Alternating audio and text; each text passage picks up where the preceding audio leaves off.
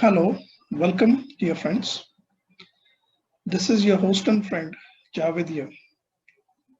Welcome to Let's Learn a Term.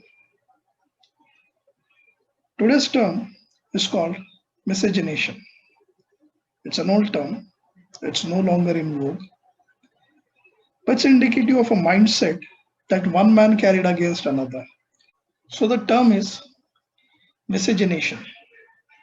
It means interbreeding of people of different racial types.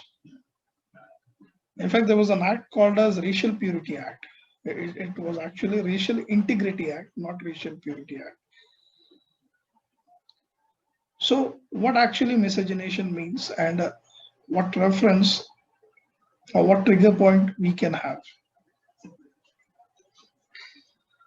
To memorize the term miscegenation, I'll give you a small story, an anecdote that's borrowed from um, literature. There's a play on Broadway called Showboat. Those who have seen the play would remember it for two things. One, the scene that I'm describing to you, and another, the song that Old Man River. Now, those who haven't heard the song Old Man River should go and definitely hear it first of all because it's a wonderful song. It's a song actually which says that how the river has been passing on the old man who has seen everything. It doesn't say anything about it. More or less a person who's just witnessing the change and isn't participating and taking part in it, but that apart. So for illustrating the usage of the word miscegenation, we'll take help of a scene which is depicted in a novel and Broadway play called Showboat. The scene begins like this. Showboat is a moving theater, and the actor and actress performing on it are married. One of the couple is married. The sheriff announces himself on the scene and says, I think there is a case of miscegenation aboard.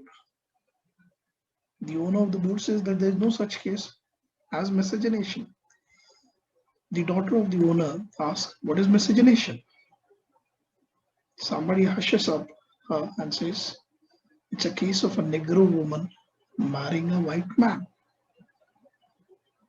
And that's the term called miscegenation. So that's your illustration. A colored lady marrying a white man. What happens in the scene actually is much more interesting than the term itself.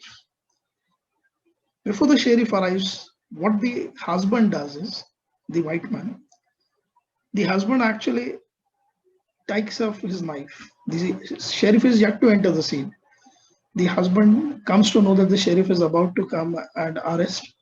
So what he does, he takes off his knife, goes to his wife and shows the knife, and everybody is threatened on the scene that the husband may cause some trouble to the wife. But he says, rest assured, I know what I'm doing. Then he cuts the wife's finger, and the scene suggests that he drinks up whatever blood that's pouring out or oozing out of the fresh cut. Now what happens is that the sheriff enters the scene. Okay, the husband who has drank the blood of his wife, he in a questioning attitude, in a sarcastic way, approaches the sheriff and asks him, you wouldn't call a man white if he has Negro blood in himself. And the sheriff in his rage of proud says, no sir, not in Mississippi, you wouldn't. Even a one drop of blood of nigger makes you a nigger in this part. And that's the clinching of the case. The husband turns around and says, ask these people, I've got Negro blood in myself. And the sheriff is now dumbfounded.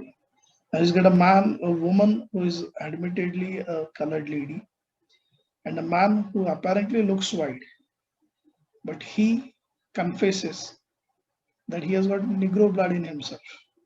So he seeks corroboration. The corroboration, he turns all around of the scene and he approaches the wife of the owner of the boat. And there's a funny scene. He says, you appear to be a respectable lady. And she says, yes. And that's a chuckle actually over there. She says, yes, I am a respectable lady. And he says, would you vouch for what he's saying? And she says, yes. Actually, the husband interjects and says that we all say that he has got more than one drop of blood in himself. So that should be the memory triggering that miscegenation we should be carrying on. Whether the term miscegenation has been countered by courts, yes. The apex court as well as various high courts at some point or the other had dealt with it. The earliest judgment is of 1928 where Bombay High Court has dealt with the term miscegenation. Same was followed in 1955. The Bombay High Court context was with regard to caste. Miscegenation in America is regard to race, black and white. Whereas in India, miscegenation has been used and quoted by the courts in regard to the caste system. So there you have, my dear friends. This is your host and host Javed signing off. See you again some other time with a new term. Bye, take care, and be safe. This corona, we have to mutually protect each other. Don't let your guard down. Okay, it may be have been 1 year, but there is one more year in offering for us. Please stay safe. Bye.